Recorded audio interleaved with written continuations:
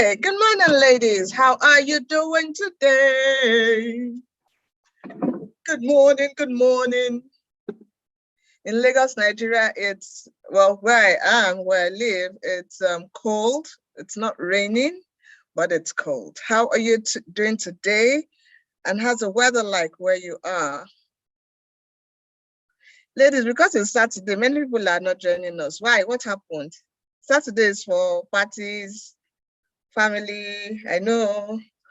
But this is important. We're just 33. What happened? Why? What's happening? What's happening, ladies? It's sunny and cold. Ooh, what a combination. Sitabile, what country is that? In Kenya. Saturday is cleaning day. Hey, yeah. Zimbabwe, okay. Yeah, I expected more people to join too. Good afternoon, Mambane from Swaziland. How are you? Greetings, Edith from Zimbabwe. Wendy from Tunisia, how are you?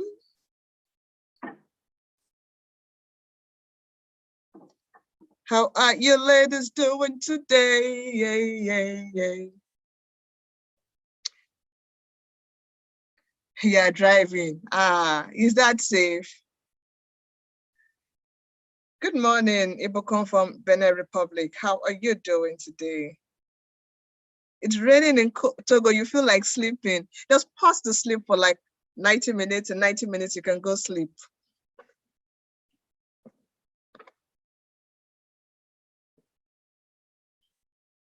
Okay. So once we hit the number, and I think we should start because I also want to ensure that we keep to time as usual. So we are going to start. So ladies, welcome to the second masterclass in the month of July. This is the this is the 7th masterclass for the program. 7th masterclass, yes, I think, for the program. And it gives me no greater pleasure than to invite our facilitator for today. Now, ladies, you know why I'm feeling somehow today? You know, this would be the penultimate masterclass to the end of the program, right? And I don't know, I have mixed feelings, mixed feelings, but hey, we've come a long way. It's been a long journey from March, and all good things would definitely come to an end. So we are gradually coming to the end of this program. Okay, so let me introduce our facilitator for today. Now, first and foremost, I feel very privileged to have this facilitator with us. You know, you ladies will understand that, well, many of you don't know, but I do have my background in HR.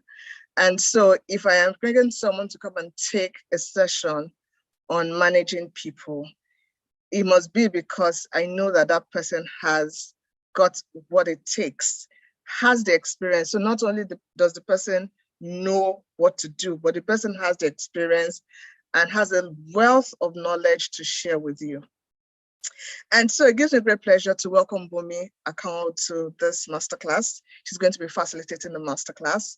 And I even count the bigger privilege because, you know, when I approached her to take this session, she was like, oh no, she's going off all speaking engagements, but she'll do this for me. So I feel like I feel it's a big privilege to have had this concession from her.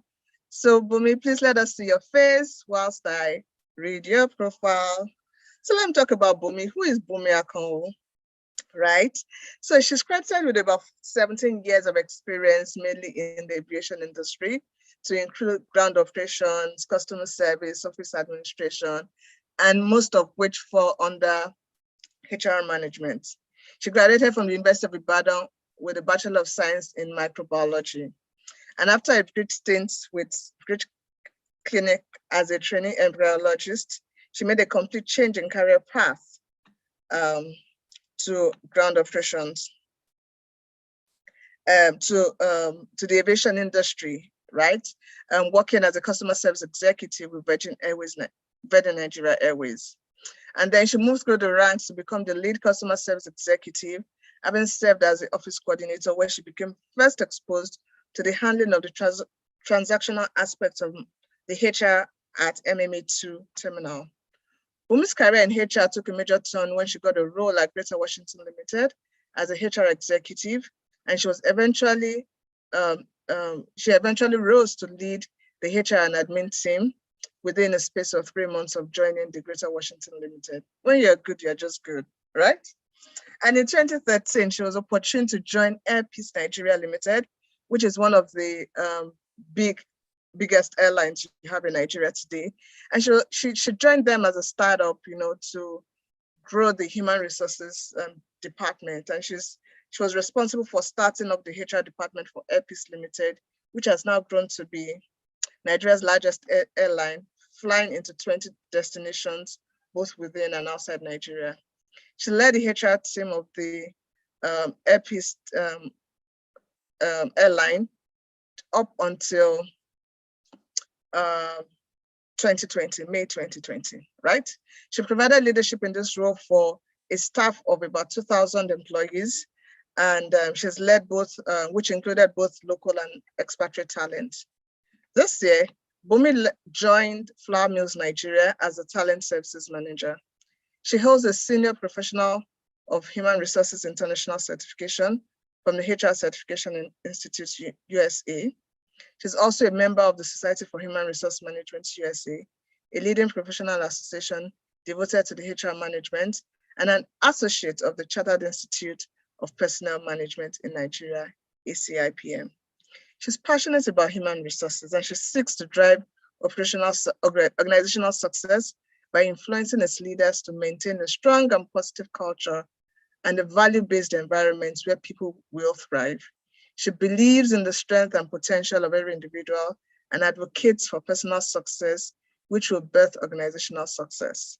She's a John Maxwell certified teacher, trainer, speaker, and coach.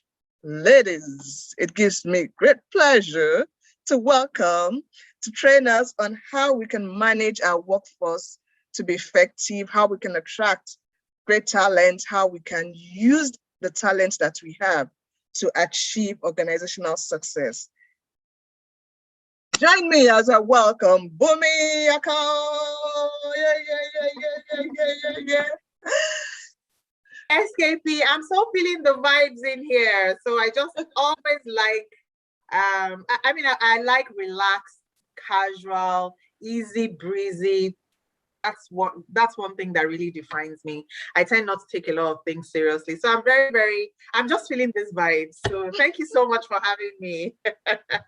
Thank you too for accepting to speak with our participants. You're welcome.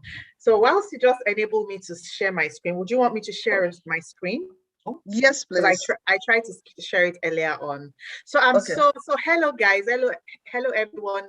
I am aware that majority of us, if not all of us here, are entrepreneurs running different businesses at different ways. So my presentation today will just speak to how we can attract, manage, and then retain our employees. So I have just about 7 or 8 slides, which I'll just really talk through and give some practical examples, and then I'll take questions. I always try not to make my presentations to be too wordy or verbose. I like to make it as real as possible so that we're able to relate with it. And SKP, well done for all the good job you do. Trust me, having 76 people on this call is a big thing. So well done. We're also streaming to YouTube, so we have quite a number of more people joining us from YouTube. Well done, because yes, I was speaking with a mentor of mine recently, and one of the things he was saying was there's so many seminars. Sorry, there's so many webinars now. Sometimes you go in there and you just find 16 people there, 15, despite the various publicity that would have gone in. So I mean, seeing 80 people here and some people on YouTube, well done. Let me know if my internet gets dodgy so that I can get some alternatives. Okay, can you please share your screen now? You should be able to. All right, then let me do that.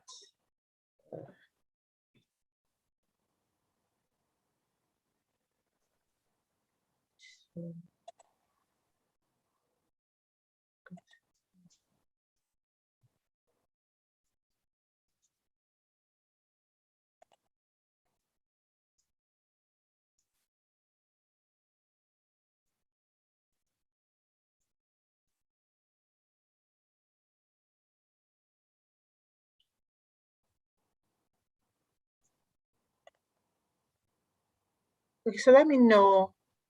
Yes, we can see your screen now. It says, okay, fine.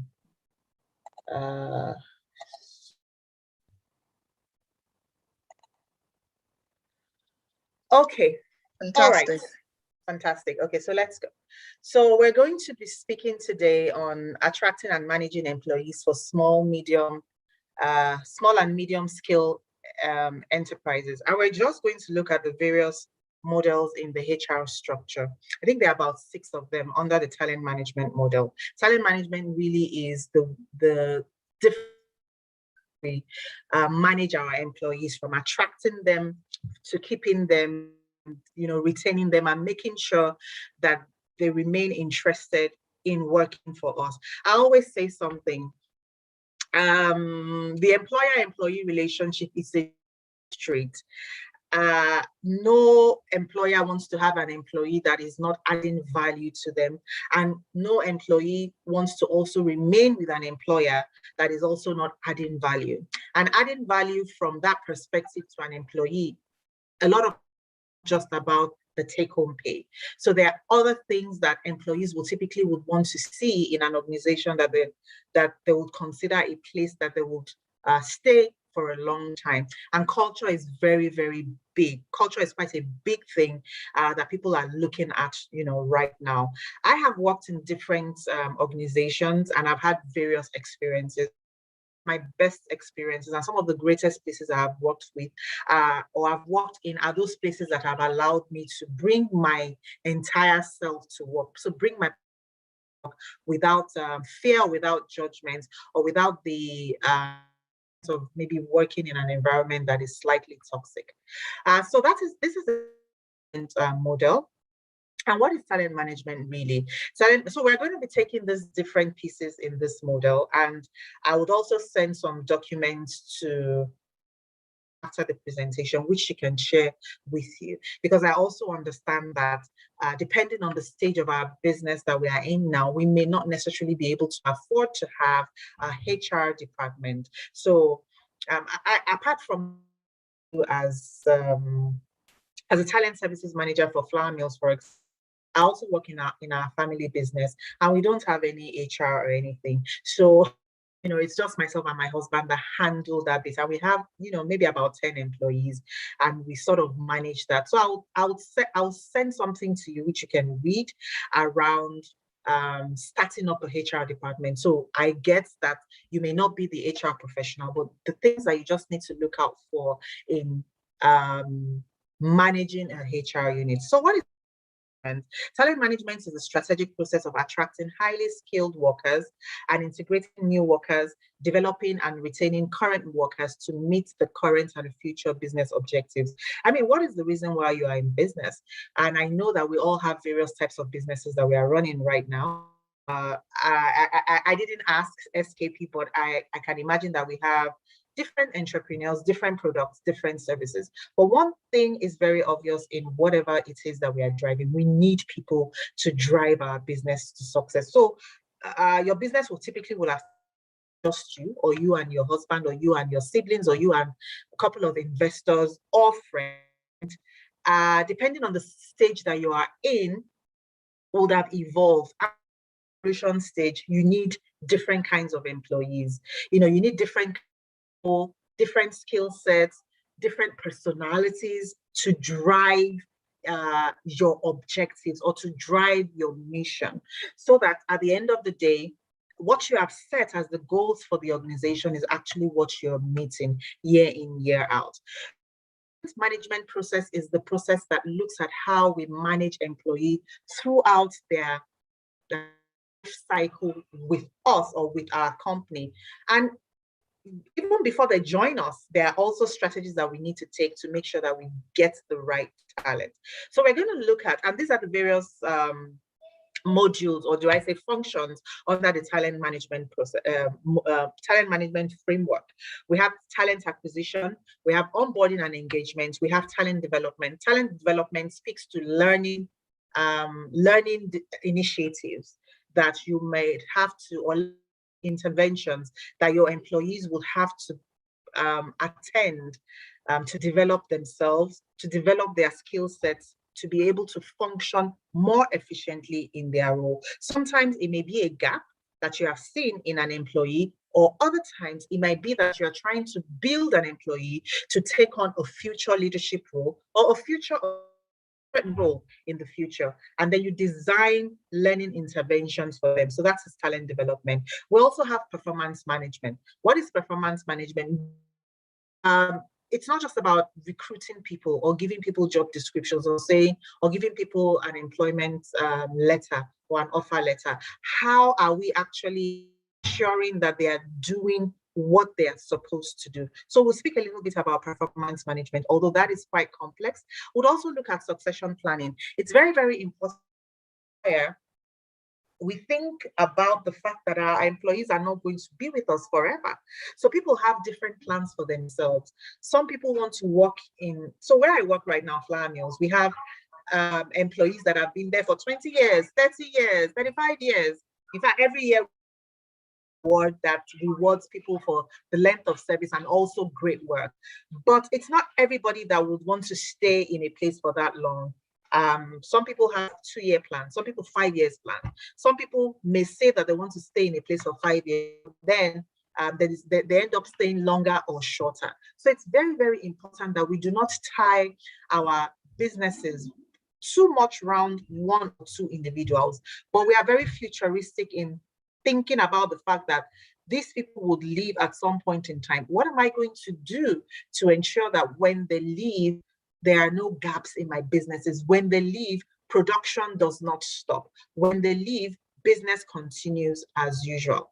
So that's succession planning. I'm sorry, before is actually workforce planning. So before you even go out there to say you want to attract talent, you have to plan, you have to have like a workforce plan. And it doesn't have to be any really big thing.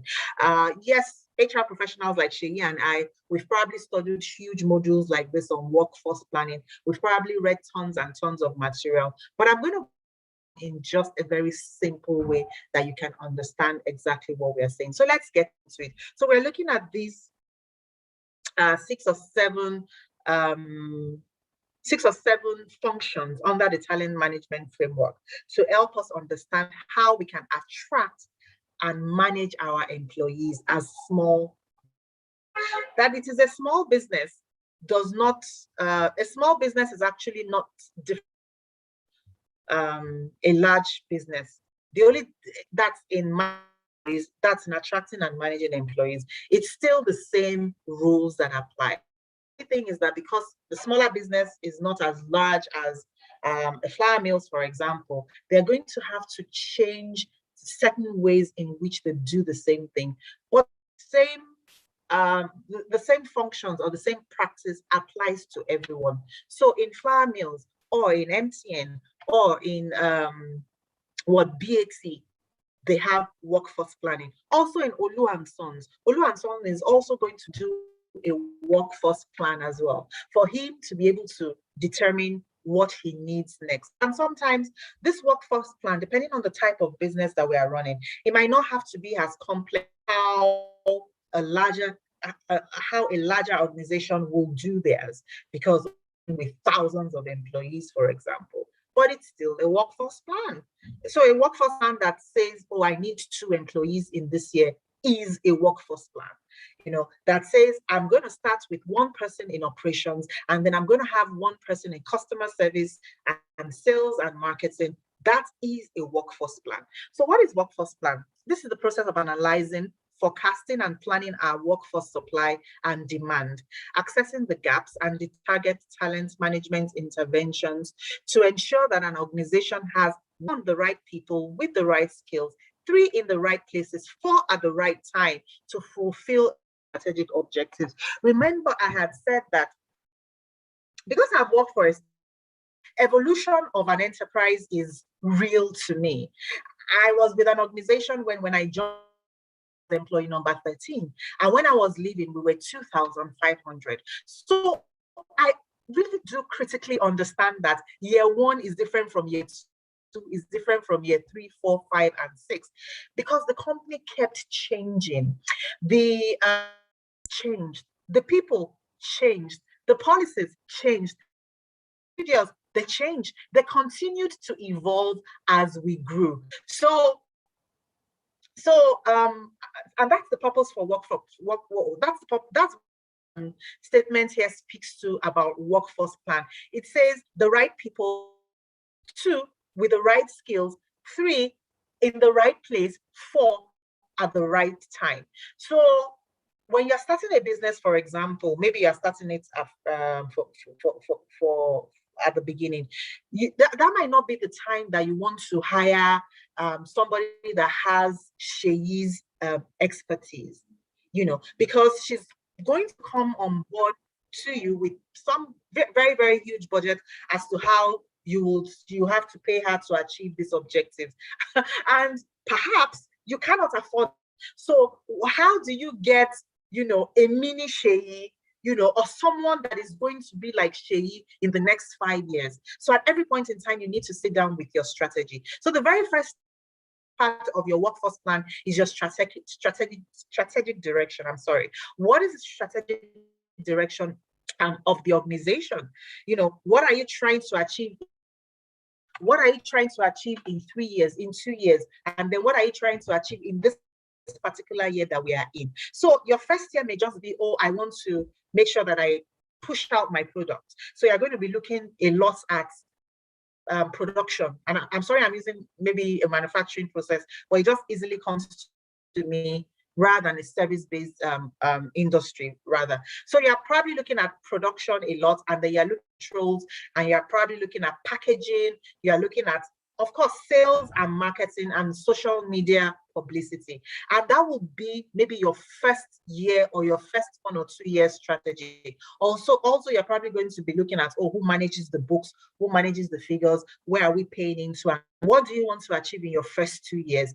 That will then guide you in the type of employee you want to have. Remember, I said I'm going to make this as relatable as possible. I'm going to break it down as simple as possible so that you can easily run with it. So whilst you have determined the objective that, okay, right now, for the first 2 years, I'm just about to start, or I'm just mid 3 years in this business, I may not be able to afford or get so many employees or people that work with fast-moving enterprises. Then you look at your supply. What do you have right now? How do you fill in your current gaps? Who can you speak with? Sometimes, yes, you may need to go out and put out a vacancy.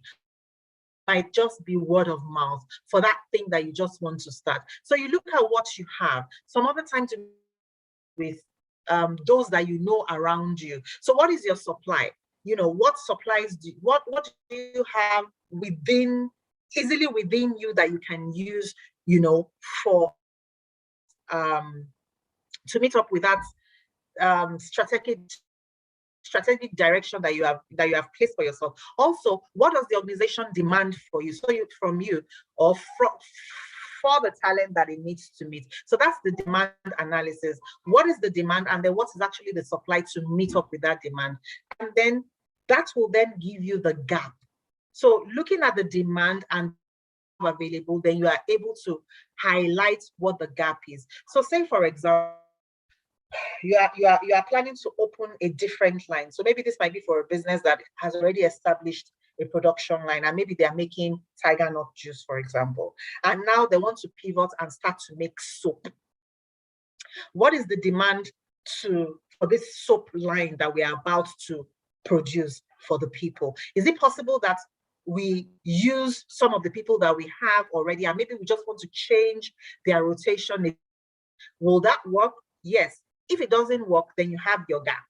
And that gap then pushes you into looking for solutions. So once you have then determined that you have a gap, say you need to fill in 3 roles or 4 roles, you craft out a job description and then you move on that.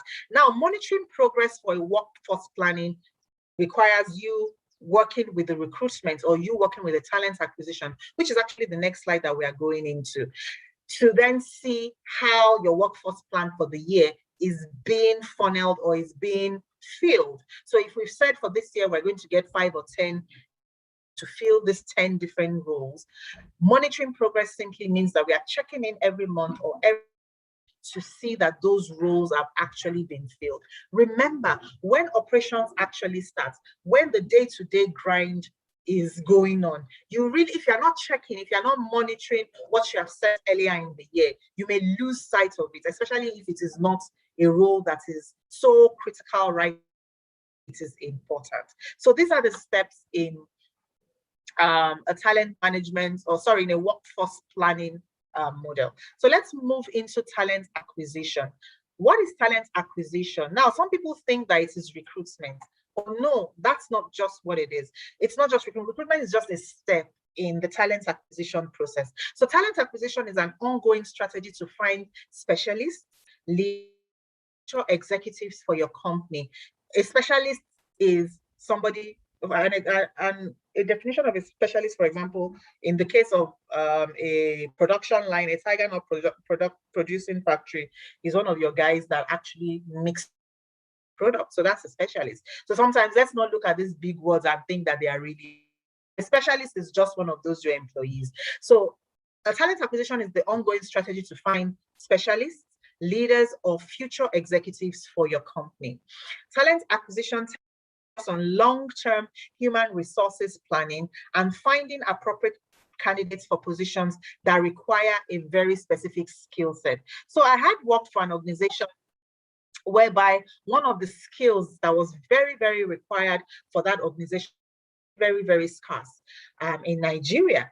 So we didn't have enough captains for our aircraft. So we had to have a strategy for ensuring that we do not have aircraft and then not having pilots to fly them. So that is an example of a talent acquisition strategy. So your talent acquisition strategy will start from that vision that you have set for yourself. So say you said, oh, you need 10 employees, production, 3 in sales, and then 3 in the back office, and with 1 GM or with 1 supervisor supervising all of them.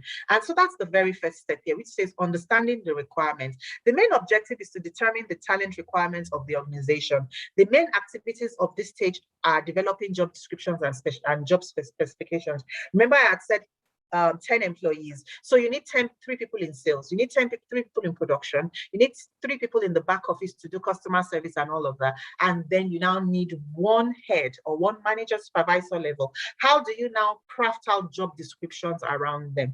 And I would say this here, it is very easy for us to go Google and then just download tailor-made some tailor-made job descriptions. And there are tons and tons of templates out there. Remember, we are in the age of, if there's anything, there's too much information out there. So it's easy to go there and just download something, but it might not speak to your business. So your business is different. What I hold dear to me will be different from what SKP holds dear to her and every other person out there. So you must look at you must consider the special requirements of your own business in crafting the job descriptions. And job descriptions don't have to be so long and wordy and verbose. They don't have to be 6 pages long. It can just be 1 simple page, as long as it communicates what person to do. So there will usually be a role summary of the role and then some specific steps. Then it will now have the job description would also have performance indicators, how you're going to monitor progress. So if, for example, you would say make 10 sales calls, push products for this, but then you then go ahead and set targets to say, okay, maybe 100, you must sell 100 products a month, for example, or you sell 200 products a month. We'll get into that when we move into the performance management module. So that is understanding the requirements, for the talent acquisition. Then number 2 is sourcing the talent. You have to target who are the best talent It depends. You may not necessarily want to have the best. It also depends on the type of organization you are running. Even the big players, it's not all of them that targets the best. Some people mid players, some people are higher players, and some people just want to be somewhere very, very comfortable here. But you also want to identify and search for people according to those search requirements. Talent acquisition, attracting the right people for your business relies on being perceived as an employer of choice. So why would people want to work for you in the first place? How have you sold your business? So even in that job description that you want to craft, you may want to say something about your business here.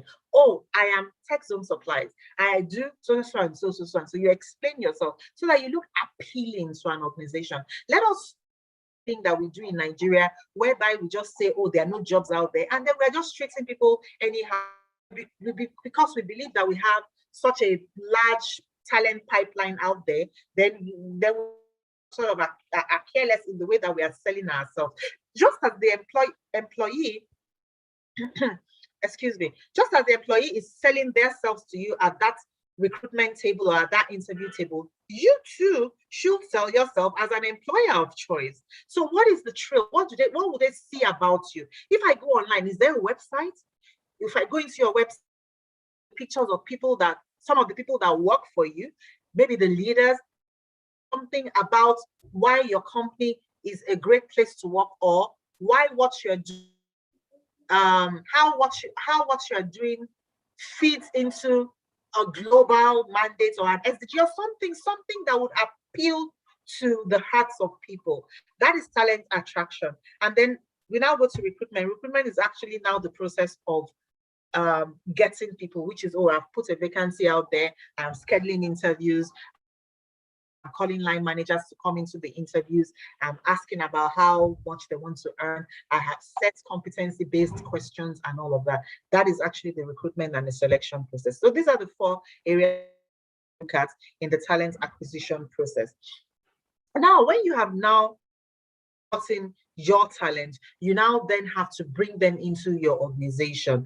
And this is done through a process called onboarding. Now, sometimes a lot of organizations take onboarding as really maybe nothing so serious. Oh, I tell you to resume 1st of July. Let them come 1st of July. Give them their work tools, give them their laptop, give them their office space, and then that is all. But sometimes we might want to just go, we might want to be germane about and just be quite, what's the word now? Creative about this. Onboarding or talent deployment just involves assigning talent to their job roles, appropriate jobs and roles, and then ensuring that these individuals settle. Itself is different from induction. A lot of us are very, very used to hearing the word induction. Oh, I'm resuming here and I'm going to have my induction on this day. Oh, I'm going to have my induction in this week. Oh, so for example, I resumed in Fireman's 1st of March, and then I had a 1-week induction process. But that 1-week induction process is actually different from the entire onboarding process. Onboarding process was something that was a little bit more robust and explaining so many different things about the company to me. It had me having to have a sit down with my line manager to now discuss about my objectives, to say, now that you have resumed, and I think I did that in my 3rd week. Now that you have resumed, these are the things to do. I already have a job description. I already have a job description, and that was given to me from when my offer letter was sent. So my offer letter was sent with my job description. But my line manager still needed to come and sit with me to have a one-on-one about 2 weeks or so into when I had resumed, to say, oh, yes, these are some of the key highlights of your of success. This is what success is going to look for you. So it's very, very important that we have this conversation. I find that line managers, they because of the different things that they are doing and how they can be so busy, sometimes they could just forget about a new employee that has joined the team, and then they haven't them through it. Another thing in the onboarding process is that you can do is to actually find someone to the new staff that can handhold the person through their experience, maybe for the first 6 months. I remember I saw that in where although I've never really spoken to this person, I've been so busy. I would, but it's just a process that there's a lot of support towards this new person that has resumed. So if you are a one-man organization or a two-man organization, that means that you are the person that would have to be doing a lot with the person, or asking the person, especially for the person's first 1 or 2 months, or how are you? How was your day? Hope you found it. Hope you didn't have any problems. Is there anything, any issues? Is your laptop working well? Is your phone working well? Do you need any kind of support? Because we need to understand that this is a change for the person. So it's not just the, I'm coming to work for you. I'm coming to a new place to work for you. I used to be in another place before, or I used to be in my house before, or I used to be in my mom's house before. Now I've come to this new place, and it will really be nice to be helped to settle in. Let us not assume that every employee is gung-ho. Every employee is going to come in and hit the ground running, and then they're just going to do bam, bam, bam, bam, bam. It's not everybody that is like that, though. So some people need to be handheld and, sort of just make them really comfortable and just make them feel that, okay, yes, they're home. And if they have any questions, just to make it simple, they can easily call on you. So onboarding is the action or process of integrating a new employee in the organization, and then induction is actually the process of welcoming newly recruited employees and supporting them to adjust to their new roles and working environment. So it's like the same thing, but one event. Induction is one event, while the onboarding process is actually various things that the employee needs to go through, which includes having performance discussions, discussing office space. Do you have enough? Are you fine? These are the things that I expect from you. Do you think you can do this? Yes, no. If you can't do this, let me know. So those are the onboarding process. Now, let's talk about talent development. Something is telling me that my internet connection is unstable. So if I'm wobbly, let me know, Shay. It goes off and on, but just, it's quite minor. So. Okay, so I should just continue for now. Yes, please. Okay. So, so the talent development speaks to the efforts that foster learning and employee development to drive organizational performance, productivity, and growth. And I'd spoken about this. Earlier on. About talent development and how important it is. What we find a lot, especially in the context of or this client here, which is Lagos, which is Nigeria, Africa, is that sometimes we just employ our guys and then we just sort of just leave them there and just forget about them. And sometimes L&D initiatives don't have to be expensive. They don't necessarily have to be that, oh, you send somebody to Philips Consulting a class, or you send somebody to do some other things. And there's nothing wrong, but you also have to have a budget for it. And if you don't have a budget for it, how do you ensure that those gaps are still filled? Thankfully, there are lots of HR consultants and L&D and training academies that support small scale enterprises. And then we also have quite a number of online courses to establish this as a need for the employee. We ensure that they take those courses. So let me just take you through some of the steps in talent development. So the very first one is to establish a gap in the employee performance. Or sometimes it might not be a gap. Sometimes it might prepare an employee for a future role. So you have seen this person. This person is currently your supervisor for the operations and for sales and marketing, and you're thinking that, oh, in the next 2 years, I would like to make this person the GM, or the COO. I mean, it could be something as big as, like, something as grand as that. But it's not just to just throw them into that deep. And there's nothing wrong in giving people great opportunities and sort of giving them something bigger than they ever thought that they could do. And I think that is really even my own story. So I'll just get some people's stories, really. So you just get a big opportunity. You don't think you can do it, but then somehow you just start to do it, and you just see that you're doing it. You're moving, you're taking one step after the other, after the other. So there's nothing wrong in that. But a lot of times it really helps for us to prepare the person for the role. So when I got thrust into leadership position, I wasn't trained for it. When I got into HR, in fact, the only training I went for was a performance management training with Philips Consulting. So there wasn't anything about that I did.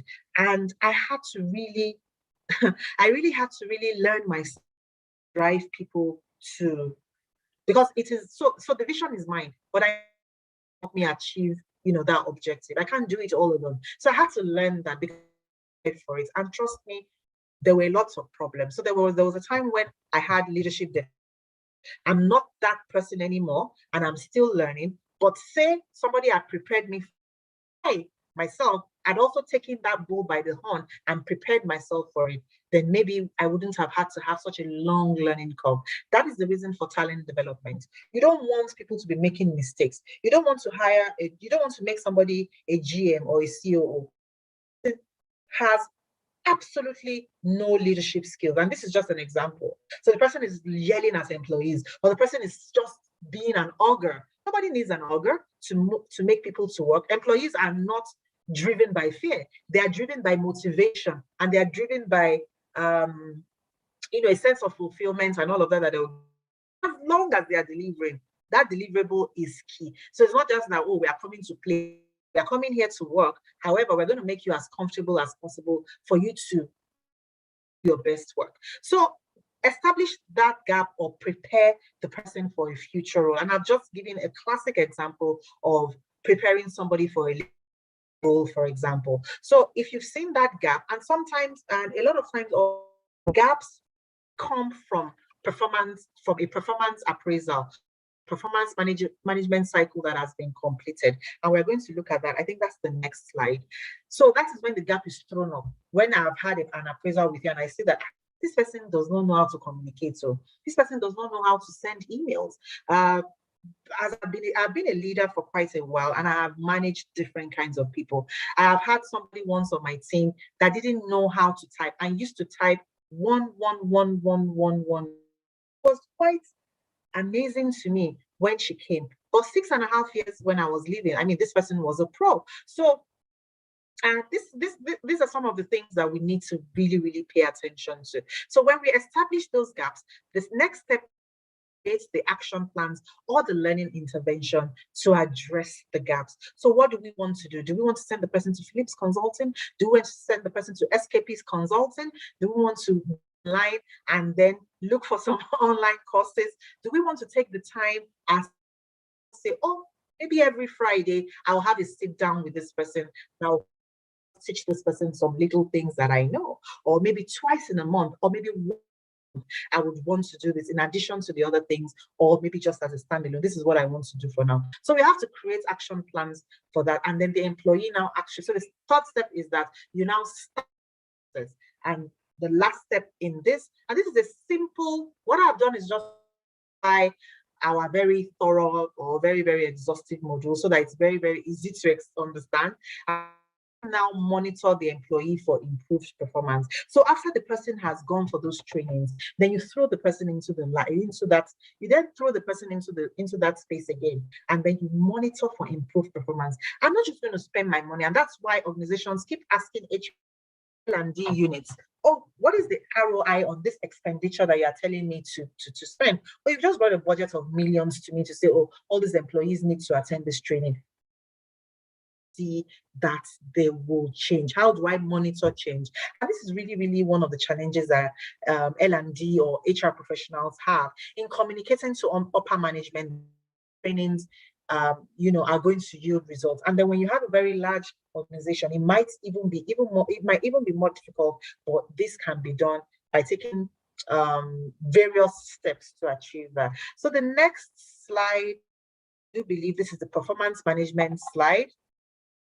Something is blocking it. Yes. So this is performance management. What is performance management? We can't just hire employees and then we expect that they are doing what we have said they should do. That was one of the things that I learned as a leader.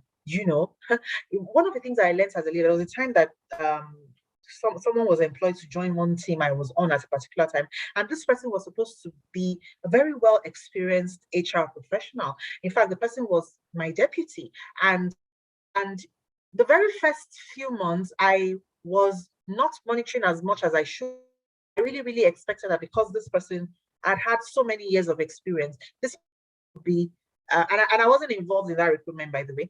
So I expected that this person should be running on their own, and I wouldn't have to be checking in so often on where they were or what they were doing.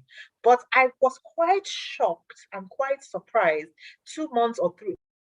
I just looked up and I just said, oh, let me really look at what's going on here. There were quite some guys, and that's the reason why you have a performance management in place. This is very, very, very, very important.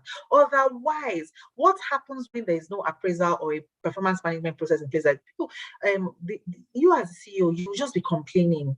You will just be complaining, and then you're not seeing results. And then there are actually no that has been put in place to see results. Performance management. This is the process of ensuring that a set of activities and outputs meet an organization goals in an effective and efficient manner. Performance management can focus on the performance of an organization. It can focus on a department and an employee, and the responsibilities to ensure that performance objectives are met. Simply put, how do I ensure that what I have employed you to do, you are doing it? That is a simple English around performance. And depending on how you want to structure it for your organization, it will start from that strategy that you have defined for yourself. I want to make 10 million naira this year. How do I want to make 10 million naira? Who are the people that are responsible? The people that will make the product, that will create the product that is going to make me make 10 million. The people that will sell the products that would make me make 10 million.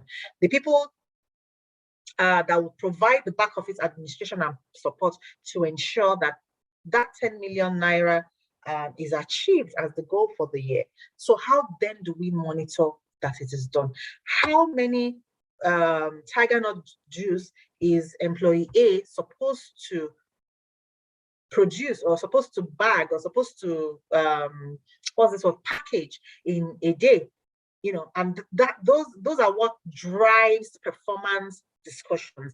Performance discussions are clear, actionable goals that individuals set for themselves to achieve results. So the very first thing is objective setting. So let me use my own story in flour mills, for example, as a case study. So when I remember I spoke earlier on about onboarding and how my boss had to come in and I had to set up a meeting. In fact, I was looking for him for a very long time because I was very busy. Eventually, I got him into that meeting, and then he sat with me and told me some certain things that he needed me to do. So let's say three broad things, apart from all the normal operational work going on. There are broad things that I need to achieve. Now, when I was setting my objective this year at the beginning of the result cycle, the very first step is to set the objective. So I had that discussion with him at the beginning. When I was employed, these are the things that I need you to fix in this department, and I'd written those down somewhere. At the beginning of the performance management cycle, so the performance management cycle, it depends on how you want to run it in your organization. You can run it for 6 months, you can run it for 1 year. This I'm using with my own specific story as an example. Run at the beginning of that cycle, we will set objectives. So I went somewhere, and it can just be a simple Excel sheet. When you now grow, you can then have like HRIS module software that can help you. I then write those things that I want to do. Number 1, clean up erroneous data. Clean up erroneous employee data within the flour mills organization, something like that. Number 2, ensure that we have software, or we are able to harvest our employees' data in one holistic software. 3, ensure that business analytics and ensure that employee insights and analytics are driven from talented. So clear, actionable things that I'm going to do. I will write it down. We then agree that this is what you are going to do. This includes all my team's objectives as well. So my team members also set their own objectives for the different areas that they are working on, and we agree on it. That is we now have a handshake on the expectations from you. Fine, no problem. Now, remember I mentioned that it's a 1-year cycle. What are the mistakes that we make? Because I find that human beings don't like having tough discussions. So even when you have a sluggard on your team, you don't really know how you tell the person. So my husband, for example, is a very nice guy, nice guy. So when on his Shady is laughing. So when people are not pushing their weights on his team, he doesn't, because he's a nice guy, he doesn't really know how to tell them. I'm like, it's not like that. You have to tell them. So what you need to now do, you have to tell them so that they can improve, so that you're not having a headache, so that the person is not left in the dark, so much so that 1 year after the objectives, which is the time that you're going to do the appraisal, which is this third step here, the person is not surprised. So you are not telling the person, no, you're not fast, you're not this. Don't attend to your issues on time, you're this, and the person is just hearing it for the first time. So that is the purpose of the ongoing discussions. And these ongoing discussions or feedback sessions, as they can be called, can happen maybe once a month or twice in a month or weekly. I do mine with my team anytime. There's no schedule for it. There is no schedule for it at all. Once I just see that I have checked you out for like 2 weeks and I've seen an issue, I'm going to join the next meeting with you on a Monday or on a Friday, and then we'll talk about it. And once I see that I am still talking about the same thing for the next 5 sessions, then there's a problem. It means that you don't want to change. Because I can't imagine my own boss complaining about something about me continuously like that. I will try and change it. Even if I'm not successful, I will make effort. I will show you that I have tried. So that is the point of the ongoing discussions. Ongoing discussions hold employees accountable to the objectives or to the goals that they have set in that first step. And it depends on how you want to have.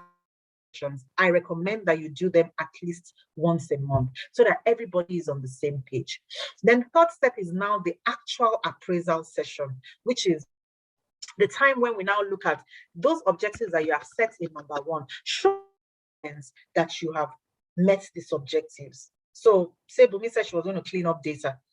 Oh yeah, show me how your data is now clean. Am I able to go somewhere and I download a report and I see that all the employee information is complete? Their names, their date of birth, their address, every single cell is filled. Oh, you gave somebody a target to sell 50 cartons of your products in a month. Where is that evidence? The evidence will be sitting in your bank account. So that is the appraisal session simplified. And we'll also look at succession planning. So succession planning, which is one thing we don't do it. We've just started a lot of, HR has started a lot of work in succession right now. But with SMEs are very prone to these problems, especially with this one-man type of SME where, you started everything on your own, everything is in your head, you are the alpha, you are the omega, lots of these things. So passing on that baton is very, very important because you're always going to be as strong as you are. Then apart from even that, as the organization grows, you would have to free up some of the things you were doing to focus on more strategic initiatives. And that is where succession comes in. Who is going to enter into your big shoes? Or who is going to enter into the big shoes of your GM? Or the big shoes of your current HR director or your current HR manager? Succession planning is a strategy for passing on leadership roles to an employee or group of employees. It is also known as replacement planning. It ensures the business continues to run smoothly. A company's most important people move on to new opportunities, they retire or they pass away. Simply put, you are preparing yourself for any change that would happen with a key employee. This is very necessary for key employees, really. Succession planning is usually done for very, very key roles.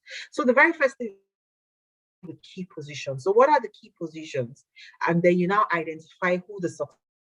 So how do you replace a HR director, for example, or a HR manager? Simple. Who are the people that are in that who are people that currently report to that HR director or manager?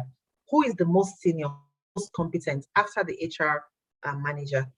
Then you identify the gaps that the person has currently. How soon will the person be ready to take on this leadership role?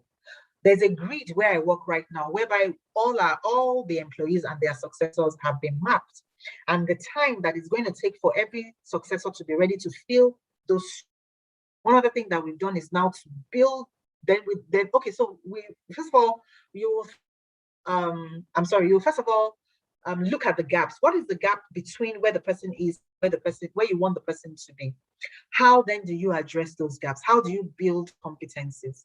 You can send the person for training. You can get like you can have like a mentorship initiative where the person sits with someone maybe once a month or so, and the person hand holds them. What you're doing is you're preparing that successor to take over from the key, from that key position, or from that leader. Should they decide to go to maybe Canada, for example? Canada is taking everybody. So you have to be, and then you monitor progress. Progress monitoring means that you don't forget that you're, so you check, oh, I've said that Motu is going to register in 4 years. Okay, year 1, what have I done? Has there been? Year 2, what have I done? Has there been any change? Year 3, by year, can she actually take over this position? If it's a yes, then you are good. If it's a no, then you are good, and you're supposed to now start to build another person. If it's a no, you need to build the effort in getting that person ready to take on the role. And then this, which is talent retention. Talent retention is very key. There's nothing as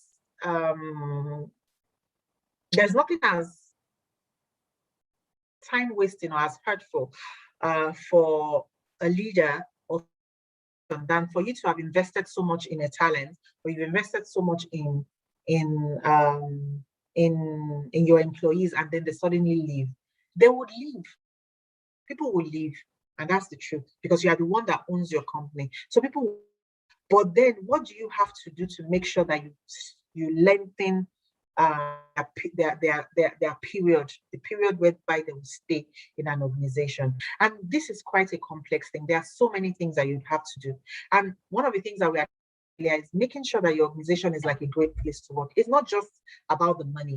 The money is just one step in, a robust, in a complex framework of activities that you will need to do. So what is talent retention? This is the ability of an organization to retain its employees. Employee retention can be represented by simple statistics. So example, a retention rate of 80% indicates that an organization kept 80% of its employees in a given period. So that's also only 20% left. Employee retention strategies are the efforts by which employers attempt to retain their workforce. So people want to work in a place where they see that organization has a vision, it has a mission, you can see where they are going to. And sometimes for a startup, that may be hard to do. But although I know that there are lots of other startups that have it. So it's just for you to sit down and craft something. And then people are actually seeing that you're working towards that. Remember, your employees are watching you. As much as you are watching your employees are also watching you. Do you say what you do, and do you do what you say? Do you do what you say? So whatever it is that what you're doing? So you can have a vision board, or you can have this mission statement that says, oh, I am a responsible kiniko, I am this, I'm that, or I have these values and all of that. But are you living those values? Are you paying your employees on time, for example? Are you treating people with respect? So imagine that respect was one of your values, but is that what you're really doing? People are watching. So people want to see the vision and the mission and the big picture for the organization, so that they can know where they fit into this organization. I once worked for an organization that, was run by Richard Branson. Let me even say the name. It was Richard Branson and the Nigerian government. And we all were there. We're very happy because we've seen his president. We've seen all the other businesses that he has grown in so many different places. And then all of a sudden, and then everybody was there. People didn't used to leave that organization. And all of a sudden, some other guy came in and took over. And my dear, you guys, you need of exits when the leadership changed hands. That came to take over was actually someone that was known for running companies down. I don't even mention names now, for running companies down. So people were just leaving. Every day somebody will resign. Top guys, middlemen, people were just leaving until that company itself now even crumbled. I was there when it crumbled anyway. So we want to see the vision, and then we want to see the leaders. We want to see the leaders. Who are the leaders? What is their pedigree? I currently report to someone right now that I am absolutely proud of reporting to, because he has that antecedent, he has that pedigree of different things that he within the HR community, not just in flour mills, not just in Guinness and the other places that he has worked, in the HR community itself. So I'm happy to work to report to such a leader. So how do you inspire your people? What is it about you that your people love or they want to be like? And how are we communicating these things to our people? Communication is big. I tell my team members all the time, everything lies and falls on leadership and communication. Communication is key. And communication a lot of times is not just what you write or what you say. It is the things that people, how are you communicating, the things that you say and all of that. And let's not competitive strategic reward structure. And like I said, it doesn't always have to be about them. So some basic things. I have worked for a company whereby they were they were deducting our taxes and our pensions, and they were not remitting it. That is wrong. And I worked for another company. I don't believe in, for now, I don't want to do tax and pension. And the person was not deducting, and everybody was happy. And then when he now changed his mind and said, okay, let us start tax, he was deducting and he was remitting. So do what integrity is big. So what are those other things that you have apart from the salaries that your employees? Do you have like a HMO? There are some simple HMOs that are not costly that you can put your employees on. Do you remit their pension? Do you remit their pension on time? One day they are not going to be as old. Then what other things do you have for them? L&D, training initiatives, is something that employees like. Employees also like to know that if they get injured or something, especially if they are working in like a power plant or something where it exposes them to risk. What happens to them if something happens to them on the work? How are they being treated at work? Live happy at work? Do they have a supportive environment? Do they have, you give them some of your products every month, for example? So if you are making tiger nuts, do you give them like 6 bottles a month, for example, to say, oh, give to the children, or this is your own, because they are involved in producing that thing. They're involved in marketing it. Share from the little that you have, with them. Let them just see some genuineness. And let me put a caveat here. You don't do all these things. Some things may still not go wrong and people will not still go. But just it's in place. Don't think that, because people are leaving or because you had wicked employees in quotes, because I know them. There are terrible people out there. Let's not be naive. But that shouldn't stop us as business owners from doing what we are supposed to do. This is my last slide. I don't think I have another one. I want to give us a charge today. Let's make our places, habitable and comfortable for people to work beyond the pay. Let us, as business owners, because we are the small business owners of today, and I understand that the SMEs drive about 90% of the economy of Nigeria. Lots of people work. And from my own experience as a HR executive, of horrible stories, working in Nigeria at the moment. There's a lot of leadership deficiencies. And yes, we are talking to the people. Let's not get that wrong. We are talking to the people about bringing their best selves to work, about being ensuring that they build their excellent employees. But I'll use today to just talk to you as business owners. Let's just make our places, great places to work for our organizations. Let's try to put this little to be so big, they don't have to be so flamboyant in place for them, so that, I love working in this space and I would want to come here every day. So much. That will be all from me. Thank you. Wow, is all I can say. Thank you so much, Bunmi. This I like the points that you touched on, and especially the point that you ended with, to say, let's make the work culture a more habitable place to work, a nicer place to work. Because, sometimes it's easier to point the fingers that, those employees are bad employees. Oh, they are employees from hell. I hear a lot of that. However, have we also done our own part into making sure that, the organization is a good place to work? right? I worked for someone for 7 years, right? And yeah, even though, I mean, every workplace would have its own issues, but I enjoyed working there. I felt fulfilled working there. So what do your employees say about working with you? Do they feel happy? Right? And yes, I know, I mean, there are usually those challenges about, oh, what if you do all of these and they go? I mean, I hear a lot of that. And maybe I should even start with that question, you know, and to you, Bunmi, to say, first and foremost, let me say thank you. That was an awesome session. Well, I didn't expect anything less. So you're welcome. I saw some couple of hands raised whilst I was. Okay, so we have questions. We have loads of questions. We'll take those questions. I want to ask, just before I start asking the questions, Evelyn, are you on the session, either on YouTube or on Zoom? Stephanie, please help me check. Evelyn, today is her birthday, and she gave birth to her first baby about 2 or 3 days ago. So I really I want to celebrate her. So please, wherever she is, Stephanie, please help me get her. We need to celebrate her. All right, thank you, Bunmi. So let me start with the questions that have come in before. And ladies, yes, I know we have loads of questions as usual, but I always say I would only take questions that relate to the topic that we are discussing, because, you know, we have a curriculum and you can always ask your questions at other topics. And this is a masterclass and not a mentor me session. Although I'll take one of the questions that talked about your career, right? I'll take this. I'll take that exception. So Sitambile Ndolulu from Zimbabwe asking that a lot of employees are motivated by benefits, by what non-financial benefits SMEs. Okay, no.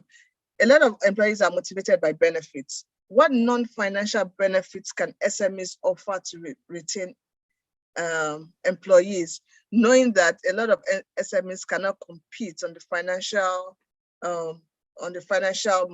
benefits part of employees' compensation?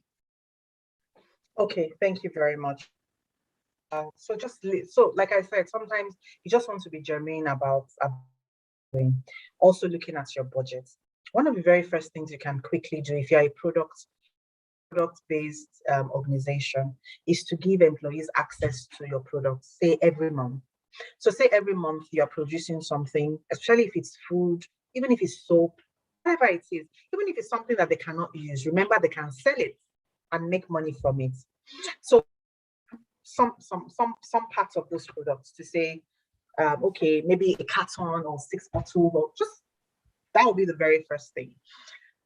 Let them know that you are interested in their future. Their future is their future development and their future when they are even older. You know, so there's a time that they are not going to. So make sure that you are investing into their old age. That is something. Although there's a statutory policy in place for that already in Nigeria, you know, but I don't know if everybody is adhering to it. So if you're not adhering to it, that would be a good thing to do. Also, employees tend to fail every now and then, you know. So it's either you want to have a HMO or you would say, oh, I'm going to put the bills of your Medicare to the tune of, it's always nice to put a max there, okay?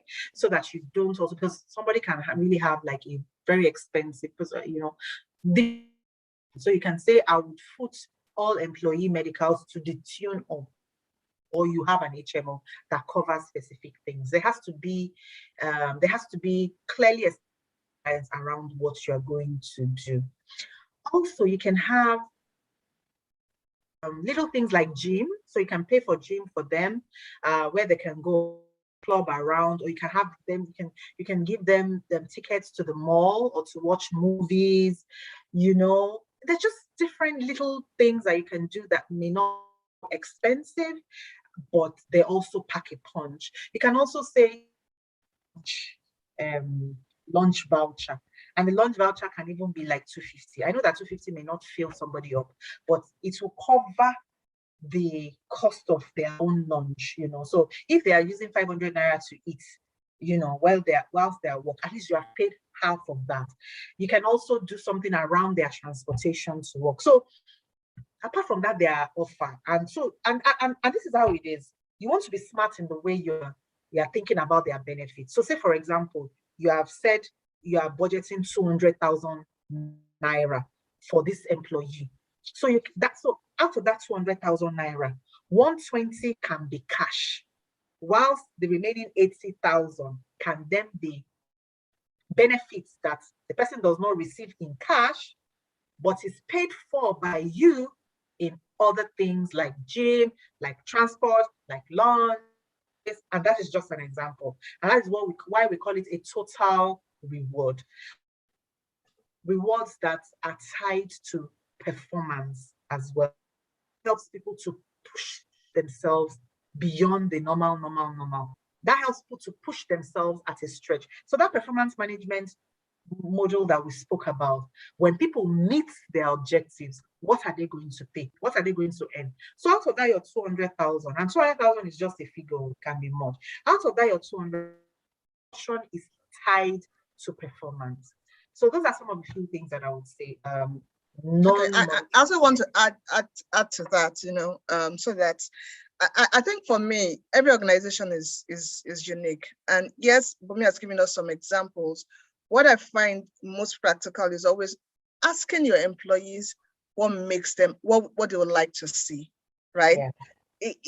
It's amazing how just that simple question can reveal so much, right? So I've worked in a place where it was the parties that we used to host that was the main deal for the employees. I kid you not. Wow. Parties? Yes, it was the parties we used to host. And it's almost unbelievable, but yes, that was it. I had an employee who came to meet me to say, it's just the parties. And because of these parties, I don't see myself working anywhere else. I'm like, gosh. Oh yeah. Oh yeah. You know, and it was so bad because there's something I do often where I just ask people, you know, what are my strengths and what are my weaknesses? And me, that I'm always boasting that, you know, I'm a thoroughbred HR professional. And then, you know what people said? Oh, your top strength is organizing good parties. And I'm like, hello. So out of all my long professional skills. Thank you. You know that my alphabets are very plenty now. So I use this example, as funny as it is, to say the small things make a lot of difference. The things that, and many of these things don't necessarily cost money. Also, yes, you say in my own case, yes, the parties cost money. But imagine spending just one party for all the employees. Your cost per employee is significantly reduced, right? So it may just be the fact that, oh, you allow them to work from 9 to 4. That's where they don't have to spend a lot of time in traffic. In these days, it may just be the fact that, oh, you allow them to work virtually. Everyone who works for Paywen works virtually. I don't even think I've not seen any of my employees, right? Ever, you know? So some of those things, I mean, there are things that you can, because as an SME, you are still trying to make your business work. You're still trying to ensure that you break into the market and you make sales. So really, sometimes you may not be able to afford some of those things. So you need to just find out those things that make employees tick and then look for the most cost-effective way to address. I just thought to add to that. That was very, very, very valuable. Thank you. All right. So someone is asking that I should cut soap for her. She's saying that, what is the secret? She's from Sierra Leone. Her name is Adana. She's saying that, how have you been able to have so many progressions and promotions in your career, even though this is supposed to be a masterclass on HR, but she's asking that, have you been able to, you know, get so many promotions in a short time? Please share some career, because I also know that some of our entrepreneurs also still maintain their 9 to 5. They're 9 to 5. They're 9 to 5. I mean, Ashay, you know my story. I mean, you're my sister, so you know a lot of my story, and you know that it's not all rosy as, you know, she thinks it is. There's a lot of sweat and tears in the background. Please always remember that. I got a feature recently, and it was something 100 power women, something. I mean, I don't always know how I make some of those lists, but what I wrote was God, grace, and grit. So the very first thing is, I would never talk about my promotions and my career progression without mentioning the fact that I am because of a higher power that I just not talk about. So God is God is a real experience for me. You know, he is the reason why I have experienced this favor. That's the first thing. Number two is it is work. It is. Can you hear me? I go off for a while. Okay, apologies. No, it was me. My internet went off, so I just switched. Okay. All right. So it's God first, and then the second one is hard work. It is hard work. We talk about hard work, smart work, and whatever we want to, however you want to put it, it is just doing the work. And doing the work means that you are being noticed or you are not being noticed. You are doing the work when your boss is around and when your boss is not around. You are not waiting to be micromanaged. You own, you embody, you live, you breathe, you embody the essence of your entire role. And I'm not saying that you will not make mistakes or you will not leave things. I quote that I shared again recently, and it says something. The more you delve excellently into your work, the more your work reveals itself to you. And that is the beautiful thing. If somebody gives me this thing and it is closed, just keep it, and maybe there's gold inside. You know, they've given me this thing, and there's gold inside and it is closed. And then they just give it to me and I don't know what is inside it. Open it. I hope there's no problem. If I don't open it, is inside, I will not know that there is gold inside. So there has to be that giving of yourself. And I preach this so much because this is what I am. This is what I have done. I don't have any secrets apart from the fact that I throw myself into my work. There are no days off. And I'm not saying that there are no days when I don't feel like giving up. I'm not saying that there are no days when I feel lazy. I'm not saying that there are days when I don't feel, but it is ahead. It is, we must find a way to do this. So it's hard work. Throw yourself into the work. If you hit a barrier or a challenge, reach out to people. And that is the beauty of these networks. That is the beauty of these networks. Reach out to people. If I need something and I don't know how to do it, Shay is a HR professional. If I call her, Shay can, let me tell you something. There was this thing that they told me to do. Part of that I've been told to do. And it was just a lot of work, putting together some big things. And I just asked the question somewhere, and the person sent me, you see the templates that the person sent me of the same work that they had done for their company. And what that did for me was it had now given me a guide. I didn't have to really start from scratch again. I could build on that, and do that. So build your network, work very hard, hold on to God, learn. Don't be afraid of learning. Immediately I took on this new role, guys, paid for 2 courses. I'm not waiting for flour mills to come and say, I want to wait for them to do my development plan. I've already seen the gaps and I've already gone to pay for it. And thankfully, about 2 weeks, I think last week or so, my boss just called and then just changed some direction in something that he wanted me to do. And if I had not paid for that learning in April, I won't be able to now meet this new direction that he has now set for me. Do you understand? So always look at what you are doing and how you can be better at it. Don't be afraid to invest in training, learning interventions, and even networks for it. And just pace yourself. Take it easy also on yourself, one day at a time. God is involved. There's a lot of sweat and tears at the back, and it doesn't happen immediately. Thank you. Thank you so much. We are quite passionate about that. All right. So someone said, how do you manage difficult people? So her name is Z Aisato. How do you manage difficult people in the workplace? Hey. Question. Oh my goodness gracious. Yesterday, somebody still sent an email to me and I was just looking at, but let me not just respond to this email. So I need to charge my laptop. So just give me a minute.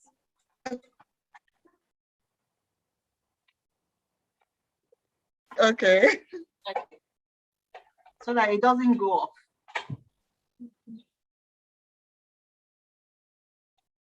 Okay, not sure why it is not connected. It's now back on. Okay, so difficult people are everywhere. And it was one of the very first things when I now started practicing HR. Although, because I've done customer service for an air, you know, when you're traveling, I'm that person that you check it. So I did that for like 6-7 years. So, and in that place, you will meet all manner of human beings. And then when they now, so their flights are delayed or something, they just come down on us with rage. So I've had some experience, but then getting into HR now, is it manage difficult employees? I think she reached, let me check. So, okay, that's a different can you just question. switch your network? Okay. Yes. Bunmi, can you please just switch your network?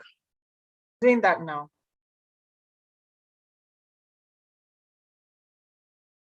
Okay, thank you. It's amazing how we just have to always have backups and backups for internet just to have the sessions.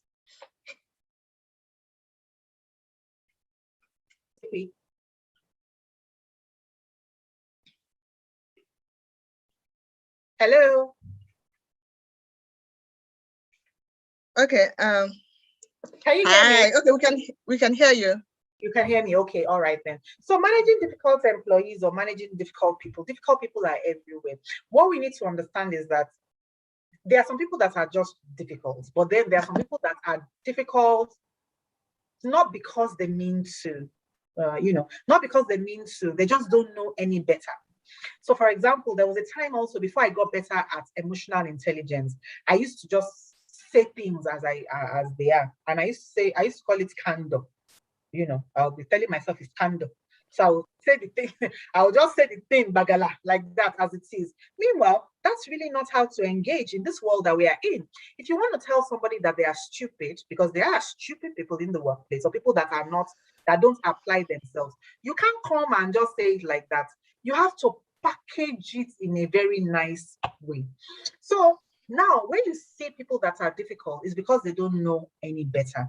Now, it depends on you. Now, I want to assume that these difficult people, the reason you're asking this question is because they are your stakeholders. So you have to manage them. So this is not one of those relationships that you say, I'm not doing it again, let me just keep distance. You can't because you are them. And I've worked with difficult people. I've worked with difficult bosses. I've worked with difficult stakeholders. I've worked with all manner of difficult people.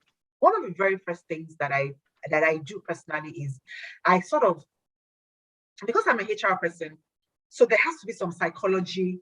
I have to manage people from a position of psychological strength, especially because I'm looking for something, like I want results. So if I want results and a feed for my results is in the hand of a difficult person, I have to engage the person, okay? So first of all, I have to come down from my own high horse because I have now said that this person is critical for my success. And remember, I cannot change the person. The person is 40-something years old or 30-something years old. The person has had this difficult behavior for years. It is not me. They didn't call me to change him. Let God change them, or let their wives or their husbands change them. My own is that I need to work with this difficult person for results. So first of all, I need to calm down. I really need to calm down. One of the things that one of the bad parts of me that really got better when I started practicing HR was pride. I had to come down from my high horse. That's such a big, I thought I was such a big deal. And maybe I am, but you don't have to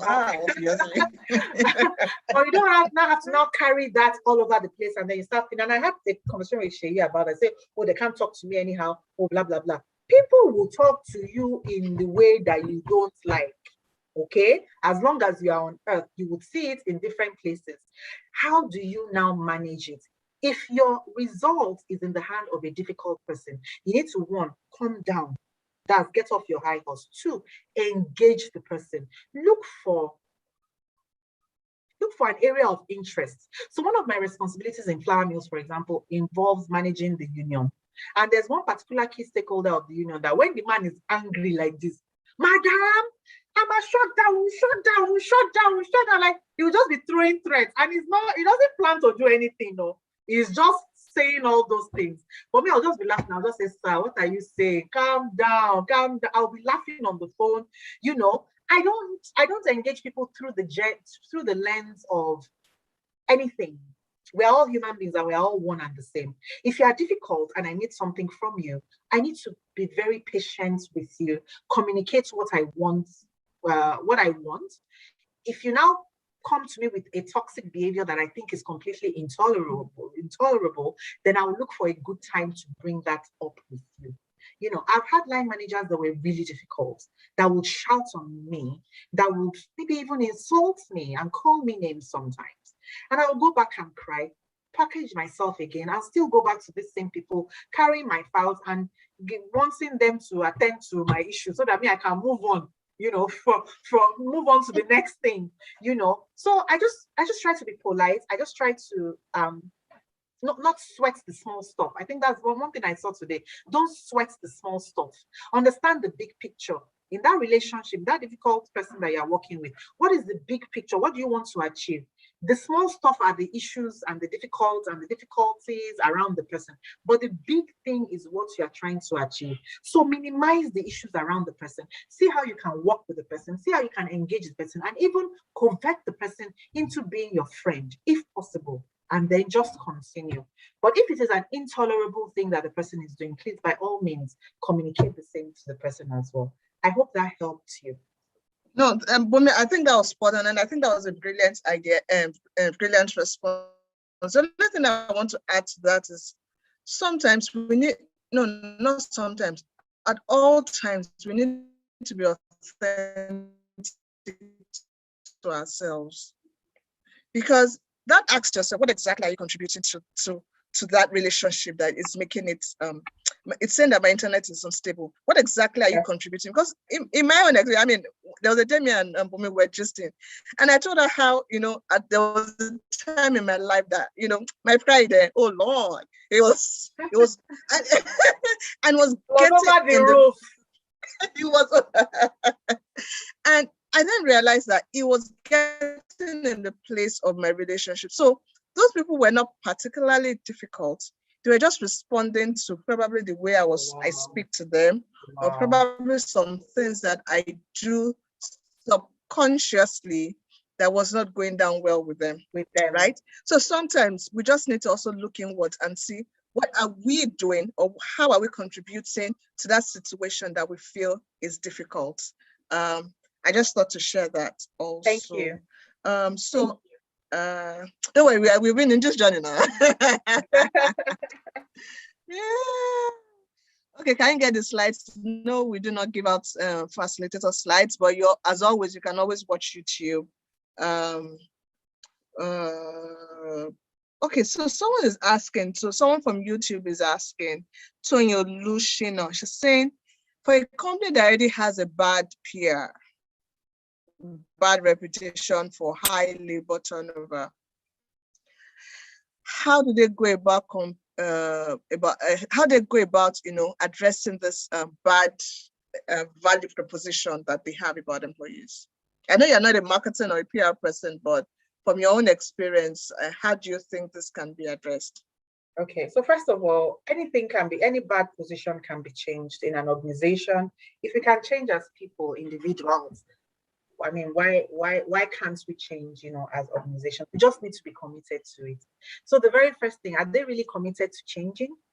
Let us understand that this bad rap or the bad image that the company has with the high, which has resulted in high labor turnover, it is coming somewhere from the top. It's starting somewhere from, there's something that has caused it.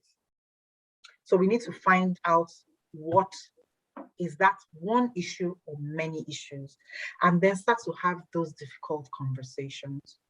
Somebody once told me that somewhere that I had worked at some point in time on work, there was a particular individual there who used to use swear words in meetings. So when the person gets angry, the person would use swear words, cuss words, and would, you know, bang their hands on the table and, just, do those kind of things. And I can imagine that you are reporting to that kind of a person. If you're reporting to that kind of a person, you can imagine that, people will believe in that. Nobody wants drama in this life. Especially now that Corona has even come. Nobody really, really wants drama. We just want to come and work really hard and go home in peace. So that person now had to change because there was now a management directive or a management initiative that will actually penalize such behaviors.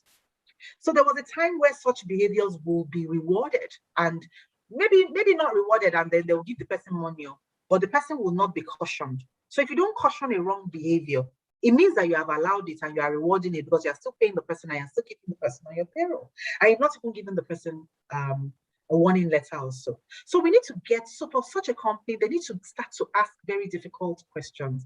And these things are tough. They are very tough to do. And you will need a very committed leader to drive these discussions. It might be a leader in HR. HR is usually very instrumental to this kind of changes.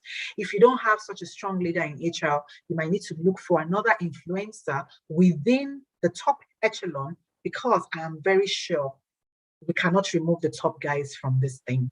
From my own experience anyway, we cannot remove the top guys completely from it, and maybe some of the managers as well. So sometimes the top guy may not be the person. He might just have a lot of managers that are just poorly behaved. So let us address the key issues first, and let us be committed to changing that narrative. Then we can now start all these actionable steps. This is what we're going to do. Let us change what our vision is. Let us change the way that we engage our employees. Let us have these various initiatives that we are going to put in place for employee engagement, because employee engagement is one of the great things that you can do, to change that narrative. But you must first have commitment from the top. Otherwise, all your employee engagement initiatives, which are internal and maybe even some external PR thing that you may want to now put out there to say, we now do this for our employees, blah, blah, blah, blah, blah. If you don't have the commitment from the top to not only fund the project and provide an available budget for it, but to also be emotionally invested in behaviors and all of that towards these changes, then I'm sorry, you may not be able to make progress. So these are what you need to change the narrative for such an organization. Thank you so much. But because of time, we'll take just one more question. But I must say that I noticed that a lot of questions are coming from the position of the ladies as employees of the companies that they're working for. So I also want to put this out that, ladies, I know you may not know, but we also have a career program for women, and we've not started this year just due to capacity reasons. Once we are done with the Aspiring Entrepreneurs Program, we will kick that off. So don't worry, all your career issues, all those toxic people. Someone even asked that, is it that the managers do not know that they have created the toxic environment? We'll deal with all of that in the Accelerate. That's the name of the program for the career. What did you say? They might not know. The managers may not. And that's just the honest truth. And also to quickly respond to that, sometimes you can only give what you know. Bunmi is an excellent leader now because she's gone through both good and bad employee relationships, and she knows better of what to do that will make an employee and the people that report to her, succeed. If a leader has not experienced such quality leadership, they can't give what they don't have. No, you can't. Right? Unfortunately, they can't give what they don't have. And sometimes I realize that this is actually the problem, and not necessarily that those leaders are deliberately wicked or they're deliberately evil or they're just clueless. Exactly. So the last question I'd ask, Bunmi, before we cut this, because we've already spent 90 minutes, is that this question, a lot of, no names, because so many people asked it, to say, what if I do all of this and at the point where I'm supposed to begin to reap the benefits of the investment in training, this person now then says, I am going. Or the most common one, Canada is calling me, right? how do I manage this? What do I do? Because I mean, and I realize that this is a big issue for a lot of entrepreneurs. Or the person takes my idea and then goes to start up a competing business and is taking my customer. What exactly can, and we talked about processes, the last session where we talked about, investing in your employees such that they can run the organization without you. And then the person then just takes your idea, takes everything, takes a template, bang, bang, bang. How can we deal with this? Oh my gosh, this is a tough one. Damn question. It's quite a tough one, because would you because of the risk involved not do what you're supposed to do? So for example, myself and Shay were having investment discussions, I think about 2 weeks ago, and she was sort of sharing some of her experiences around investment. And one of the things that we eventually agreed on was that it depends on the individual's risk appetite. So the kind of investments that people will do will depend on their risk appetite. Now, for those that are not risk adverse or love taking risks, they will throw themselves into the deep end and, invest in some money markets or invest in some portfolios that may or may not yield results. But they know there is that element that they know that there's possibility that it's going to yield results. And that is why they invest. And I would want to use that to answer this question. That we know, or that we are aware that some of the things that we do for these employees may end up the wrong way, does not mean, or may end up with us being on the losing end. And I put losing end in quotes, because really, really, you are not in the losing end of anything. Remember, you are the owner of that business. So the employee even came there because of you. So you're not losing anything. You've just lost one person. And there's still a ton of people out there. Let us look at organizations that have been around for years. So say Flour Mills, for example, or say a First Bank or GTB. Are we saying that these organizations did not invest in people that left? They did. But the people left. Those that left will leave. Those that will leave will leave. Those that will stay will stay. For the ones that will take your templates and set up, that's a different conversation. And sometimes we talk about, having employees sign this contract that says that you're not going to trademark any of my ideas. And I'm not really sure how that works, if it even works in real life and all of that. That's a different conversation entirely. But I would speak to employees leaving. Have it at the back of your mind that they are going to go. I think that helps. That really helps us to not be so shocked, or surprised. The only people that would always be with you are the people that are in that CAC paper. There's this CAC paper that breaks your company into different shares. The shareholders. Sometimes those ones even leave you now. Thank you. The shareholders can leave you now. Yes, thank you. Depending on what happens, shareholders leave. So this life is not peaches and roses. Shit happens, man, for the lack of a better word. And I'm sorry that I used that word. Bad things or disappointments happen. What you can just do is to try to see how much you can protect yourself against losses.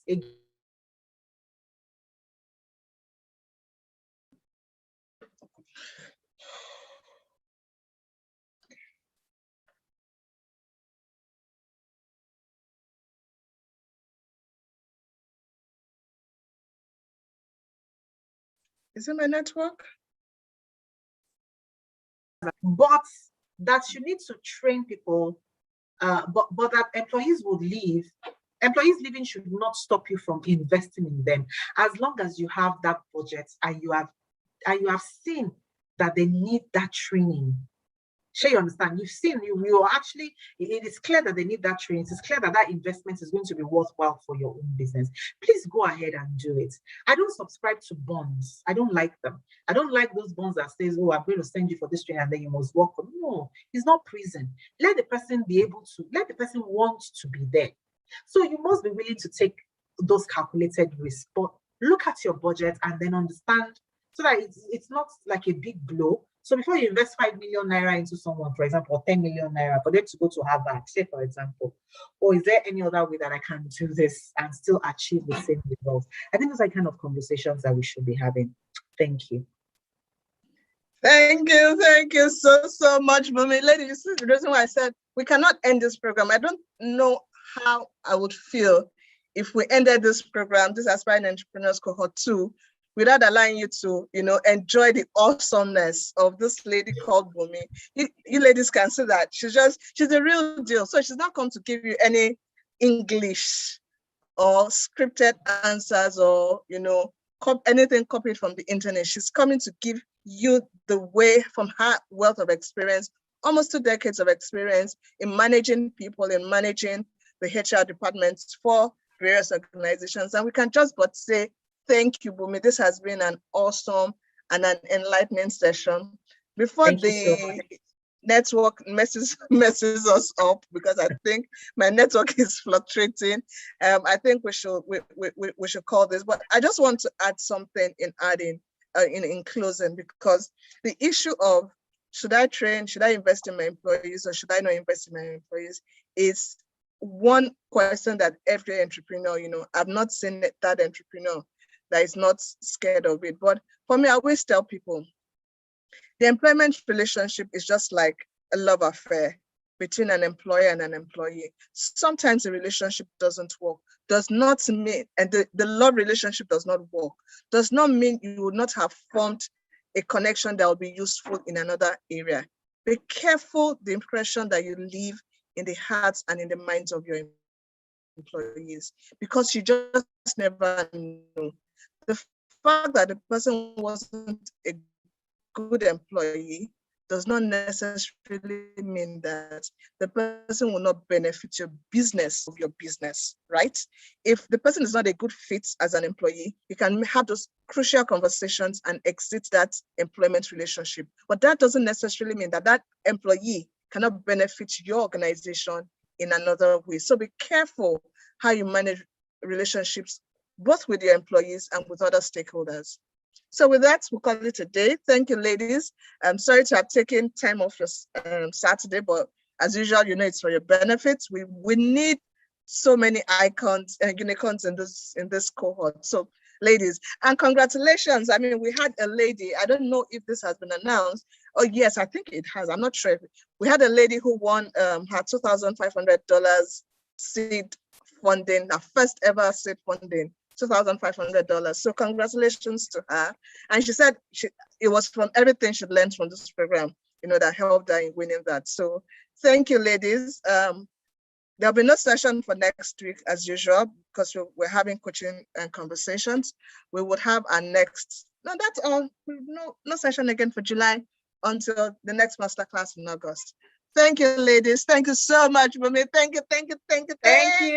Thanks for having me. Thanks, everyone. I really had fun here. Thanks for having me. So take care of yourself. Bye-bye.